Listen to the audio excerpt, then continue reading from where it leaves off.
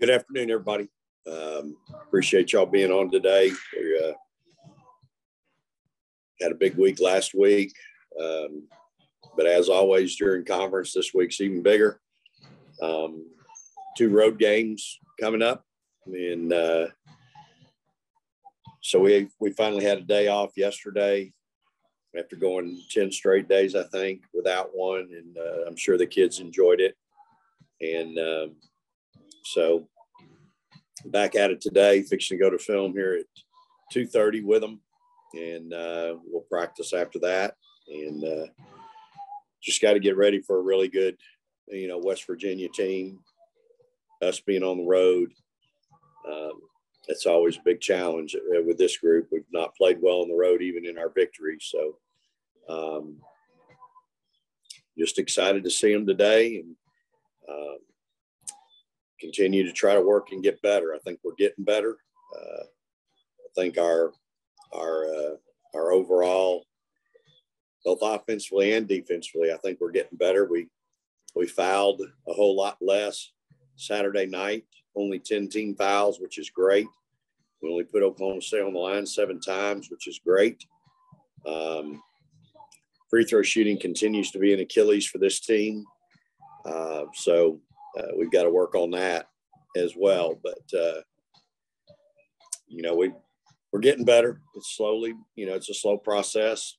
But I think slowly but surely we're getting better in a lot of areas. And we've got some kids getting healthy, and I think that helps as well. So we've got some depth, and but we got to get – I still keep saying this, you win with guard play. And we've got to get all of our guards. That's everybody, including Shea and Jock. We got to get those 2 helping us a little bit. And, Sonia didn't shoot it well the other night, but I thought she really locked in defensively the second half, really all game. And Shaylee obviously shot it well. Rory had a good shooting night, which we need from her. And I thought she ran our team well. So excited about the week. We'll see. We'll find out a little bit about ourselves this week with two really difficult road games. Danny, go ahead. Vic, this is a little out of the box question, I guess, but Shaylee mentioned in the post game when we asked her about that first possession of the Oklahoma State game. How much do you script at the beginning of your games? I know football wise, Steve says like the first 15 to 20 plays are kind of scripted, but basketball wise, do you script anything? Is it by feel, or is it kind of, hey, first couple possessions, you want to do this, this, and this? Yeah, we I'm always looking for stuff, even off jump ball, which we got the other night, and always looking for an edge. And so our first 3 plays offensively are usually scripted, just because I can't give them any more than that, Danny. They won't remember it. And so we'll usually, Rory's really good about getting with me in pregame and talking about, okay, what do we run in to open the game? And so we usually have that scripted, and we usually have our first out of bounds play scripted. And then speaking of jump balls, what is it about Deanna that you've kind of given her that responsibility, I guess, this year and last year too? Yeah, I don't know. I think she can jump higher than anybody on my team. She gets challenged a little bit on where to tip it sometimes. And so, that's, you have to take that in consideration when you're, I want to win the tip. And she's lost a couple of tips this year that I don't think she should have lost.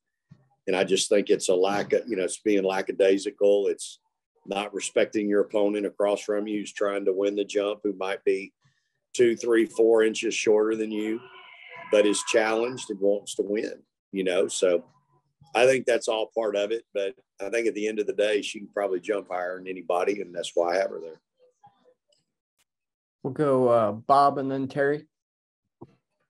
Y'all giving up 58 points a game. I'm curious how impressed you are with your defense, where you feel like it stands right now, how much better it needs to be for y'all to make a deep run in March. Yeah, Bob, I'm not very impressed with us defensively. you know, it's 58 on the season, but it's 62 in conference. I mean, we're coming off of a game where we gave up 52% field goal percentage D and 55 from three. I'm not sure I've ever won a game where it was that like that. And yet we still found a way to win. And we shot it, you know, we shot it pretty well also. But just this team's a work in progress on that end. I think they're getting better. But this team challenges me on that end because of our, if I could sit down in the film room with all of y'all and show you how many things we messed up the other night defensively, whether we were supposed to switch, we didn't switch, we were supposed to hedge a ball screen, we didn't hedge it appropriately, it would blow your mind. And that's what I see over there, y'all. I know y'all, you know, sometimes you look at me and you think I'm, you know, you probably think, gosh, why is he so upset now? What's he upset about now? Well, I see all of that. And it's things that we go over constantly. And I think my frustration is it's not like it's my freshman.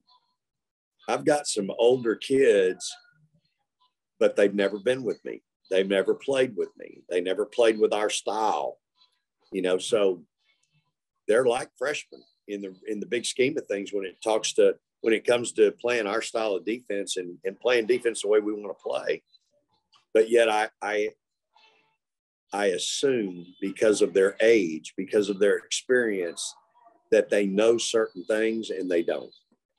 And, you know, it's a process for me, to be honest with y'all. So, again, you know, we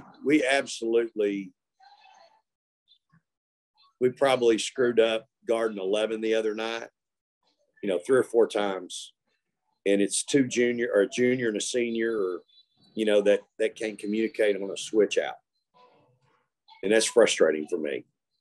And so it's a work in progress for us, no question about it. And then just real quick on Taylor, because it was kind of interesting. You talked about last week how she hasn't been able to stay healthy in her career. When she has a game like she has, you've got to feel really encouraged, like she did against Oklahoma State.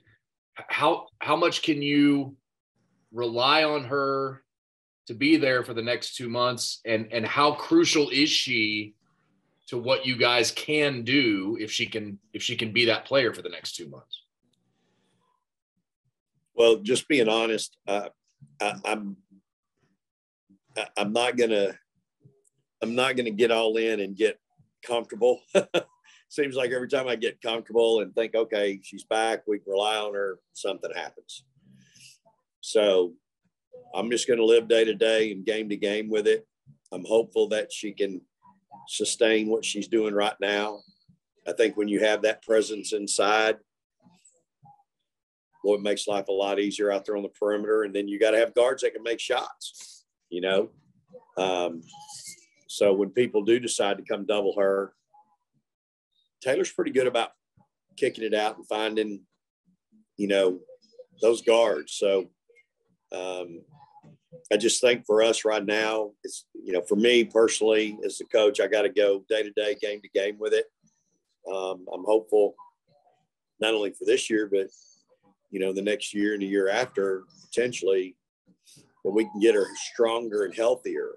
That's going to depend on her work ethic and her commitment to her rehab. And I think that's been a big issue for us and for her. And so you can't miss when you've had the injuries she's had and had the surgery she's had. Rehab is a way of life. I mean, it's just part of every day. You can't miss a day. Terry? Yeah, Coach, good afternoon. So the best I can count, you have 18 games left until the NCAA finals. And so you're going to have to go on a run that's just going to be just excruciating. When you look at your team, where they're at today, from individual players to the group, the collective, how they're communicating on the floor, and then just listening to how they're doing and missing shots and not talking, Do you think they have a legitimate chance to go into the Big 12 finals and then on into the NCAA? And compare that to last year, because last year was no different. They had a grueling, I mean, you guys went on a winning streak that was just absolutely out of this world. So what's your thought on that? Where do you see your team going in the rest of the season? Well, I mean, I think what we've shown the last 3 games, we're getting better. Our execution offensively is getting better. We only had 10 turnovers the other night. So 10 was the number. We had 10 team fouls and 10 turnovers. I'll promise you, if we only have 10 team fouls and 10 turnovers every game for the rest of the year, we're going to be playing a long time. And again, this team has shown what they're capable of. But I said this last week, we're searching for consistency. We've been in and out of we've been up and down playing. We've been very inconsistent on the road playing, which is a sign of toughness or lack of. We've been inconsistent in and out of the poll every week or every other week, losing to teams we shouldn't be losing to. So, I think right now we've had 3 really good games. 1 was at Baylor and 2 were at home. Can we go on the road now and sustain or continue to play well? And if we can do that, I love this team. I love our opportunities. I love our chances. But we've got some monsters on the road still in the league. Every game in the league is a nightmare. But when you start going on the road and having to play these folks, it's really bad. So toughness, I've told y'all all year long, is a challenge for this group, mentally and physically. And so we'll, hopefully we'll continue to get better in that area and work on that. John, and then Roger. Coach, you talk about your team finding out a lot about themselves when they head to Morgantown or just playing on the road in general. What do you hope to find out and see from your team? Besides, is it just the toughness and the consistency or what? For sure. Yeah, I think, we talk about being a pro and just your approach to every day, earning your check. When you go on the road, boy, you really got to have a great mental approach. You got to have great preparation. And when you're traveling, obviously you're out of your comfort zone a little bit. And so that's why they call it the road, right? So I think the toughness piece of preparation, not only here today, but when we leave here tomorrow afternoon, go up there tomorrow night, do what we normally do the night before, having a great shoot around the day of. And, our preparation, we've talked about this. We've had some really good prep going into some games that we've lost. It's our inability to focus and be game ready when the lights come on the road. And so I think that's toughness.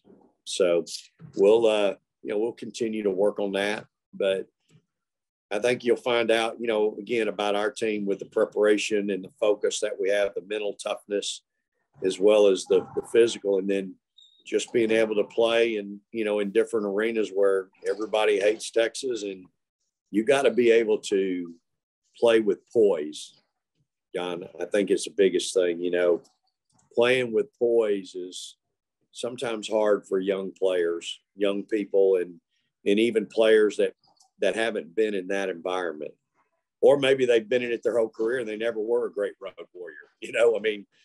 Sometimes it's the way it is. And so I think that's the challenge. If you're going to be a really good team, you're going to have a chance to be special. And when you go on the road, you have to embrace that. You have to embrace people hollering at you and screaming at you. And you have to embrace when the other team makes a little run and you're able to sustain that and come back and put together a run of your own. That's toughness, and that's what separates a lot of teams. And so, again, it's a work in progress for this group. But again, I'm so encouraged, last week was a rough week. Could have turned out a whole lot different, but it didn't. We really persevered through some challenging situations, both on the road at Baylor and here at home against some really good teams. So I'm encouraged. I hate to get too high, y'all, because I love this group. This is a really fun group of kids. I mean, they're great kids, and they're trying, but I hate to get too high because as soon as I let my guard down, I usually get disappointed, and I don't want to do that. So I'm gonna try to keep my guard up and just put my head down and go to work every day and try to make them do the same. And Coach, lastly for me, you talk about being frustrated at times with this team and their work in progress. Do you expect perfection from them? I'm chasing it, John. I'm chasing perfection.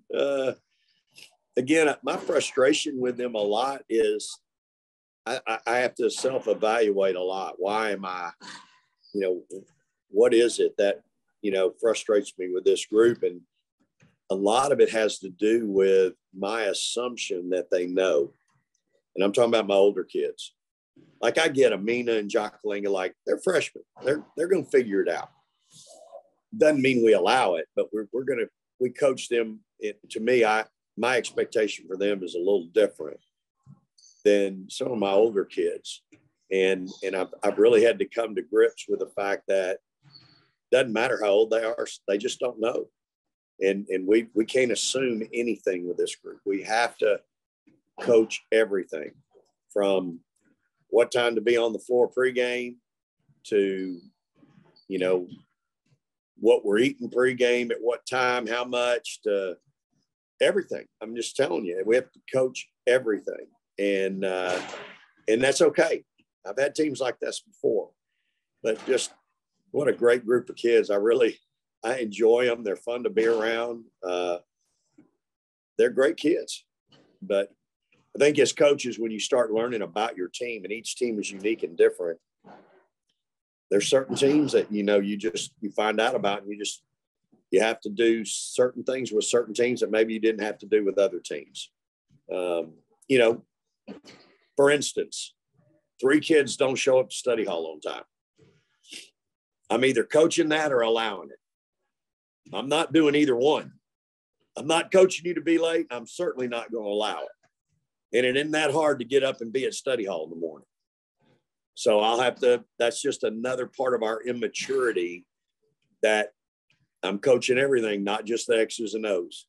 Those are things that are important to me, and we're not going to have that. So, 3 of them are going to start off practice today, and there'll be a consequence for that. It's not okay. Roger?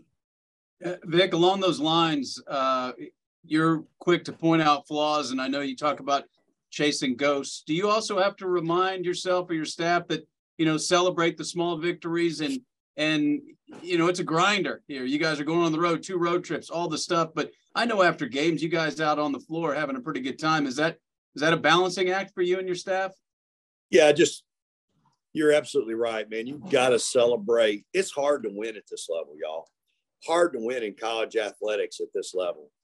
So even though we didn't play our best the other night, with all the adversity, the hour-long halftime, all the problems that we had in the arena, for my kids to persevere through that and to play like they played, I was really proud of them. And I wanted them to experience that and celebrate that. And I think you're right. You've got to celebrate, the little things. And so we pay attention to that for sure. And we want to. I mean, for instance, Taylor wasn't really good defensively Wednesday night against Oklahoma. But, and we pointed that out, even though I think she was 6 for 6 or something like that, from the field or something. But on Saturday night, she was pretty good defensively, great offensively. And we wanted to make sure that we shared that with her and also let her know you can really impact this team. And if we'll get healthy and really keep working to stay healthy, there's a big, bright future for your team as well as yourself. And so I think you're exactly right.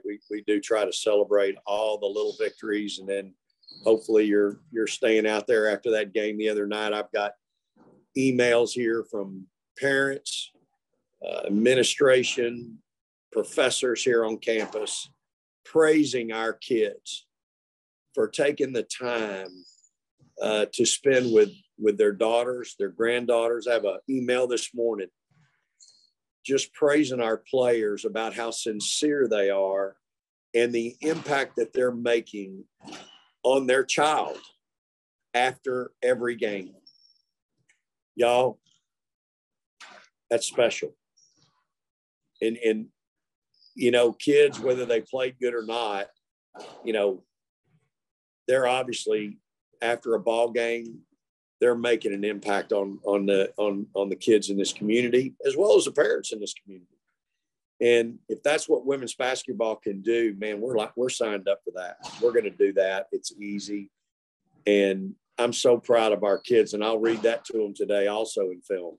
Hey, just so you know, this is an email from a parent who's so thankful that you'll take 45 to 50 to a minute of spending time with their daughter and impacting her life in a positive way, that she has a role model to follow, and she is a different kid at home, a different kid in school because of what you're doing with her. That makes me pretty proud, y'all. Let's just take a few more quick ones. Danny, go ahead. Vic, not that Hattie is playing bad, but since Taylor is playing so well recently, has there been a thought to switching up your lineup, or do you just like what Taylor provides off the bench? I know you're kind of a creature of habit when it comes to your lineup. Yeah, I love my two-headed monster right now, Danny. I mean, you know, Hadijah had 9 rebounds, 4 offensive the other night, 5 block shots. I mean, there was 2 or 3 of them, I said in the press room, that they didn't even get out of the kids' hands, you know. So she's really being a great helper. She's a better helper than Taylor. And, you know, I love what both of them bring to the table. And I'm excited about that position for us. I think if we can keep Taylor healthy, it allows me to keep D at the 4. And, man, I really like what we've got going on there right now. And so probably don't have any plans to adjust that right now. Let's take 2 more, Bob and then Terry. You mentioned what is Vic upset about now? Last couple of weeks it was turnovers. You have 10 and 13. Does it make you think they're listening? Does it make you think your message is getting through to them? Oh boy, you know, we still have some head scratchers every now and then, you know, but I think the big thing, Bob, is just the unforced ones. We don't need to have unforced turnovers. I've been preaching to them. If it's a 50-50, don't make it. I'd just rather be solid. But we still have moments in a game, you know, where we're turning down, feeding our bigs. And I've got to get our guards to understand, man, they're open. Like the front doors are open. You got to throw her the ball.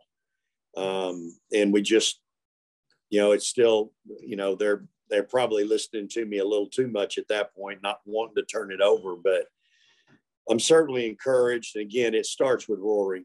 When we were humming last year, y'all, Rory was taking care of the ball. Now, remember, she didn't have a turnover back-to-back in the semifinals or finals of the Big 12 tournament. And when your point guard's not turning it over and running your team, everybody else kind of falls in place. And so if I can get Rory to really take pride and not turn that thing over, I just think that it permeates through the rest of your team. So I think we're continuing to be a work in progress there, but we got to get it down to about 12 a game. Last one, Terry. Coach, you have 4 home games left, and you talk about the impact that the players have on these fans, the kids and the parents and so on. You know, from last year to this year, you probably almost doubled, maybe tripled the number of people coming to see women's basketball at the University of Texas.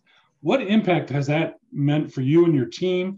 And then do you anticipate, I mean, what you did last year was monumental at the end of the season of packing out the entire auditorium. Do you anticipate doing something like that this year? Yeah, we're talking about it as far as the end of the season, that senior night game, and we're certainly talking about doing that. Our fans have really made a difference. We're averaging about 6,000 a night. I think we're top 15 in the country in attendance right now. And again, you all know my vision is for 10,000, and I want 10,000 a night, and 7,000 season ticket holders. And so it's a work in progress, but I really appreciate all the work being done by our people here at Texas to improve that area. But again, I always say, I think if you build it, they will come. I think if you got a fun team that plays really hard, people want to come watch that kind of team. I think if you have a team with a bunch of personalities that after a game, they'll spend time with you, whether you're a 75-year-old grandma that just wants to hug them and give them a dozen cookies, or you're a 35-year-old mother of two and both your kids are just, enamored with your players and want to go see their idols. I mean, I just think all that plays into it. So I'm so proud of our fan base and how it's doubled. And I think a lot of that, again, I know we're in a new arena and that's all cool and neat and special. And that's a big part of it for sure. But I'd like to think it's our kids too, and how special they are, personable they are in their style of play, how hard they play. And again, trust me, I see all the good. I know I talk a lot about some of the flaws and all that, but that's my job. I do that with my staff as well. When we have staff meetings, I talk about all the things we need to be doing better. And you should have sat in my staff meeting this morning. I mean, we went down the list, but they're trying. And again, this is a good group of kids. They're really good kids. I really enjoy being around them. I just, you as you go throughout a season, you learn what you can assume and take for granted. Y'all have heard me talk about this with my great teams. All I needed to make sure is that they knew what time the bus was loading and where it was loading from. Now, that didn't happen at about 3 seasons out of 38. But those 3 teams, that's all I had to worry about. When the lights came on, I knew they were going to play, and it didn't matter where we were. So I didn't have to worry about some of this other stuff. But this group's different. Every team's different. And it's kind of like with your kids, you can't assume. Well, you got to keep your eye on everything, and I've got to keep my eye on everything. And that's fine. That's my job. Mm-hmm. So, but our fans have been great, and I really appreciate it. Thanks, everyone. Thanks, Coach. I can't believe nobody said anything about my music today. I mean, I got the best of 70s rolling on here, and I guess this group's just they're too young. They don't appreciate it. We didn't hear it. What is it? We didn't hear it. Sounds like I've got sneakers Spotify squeaking. Rolling. We're too young, Vic. We're too young. I get it. See you later. Thanks, Coach. Thanks, Coach. Thanks, Jeremy.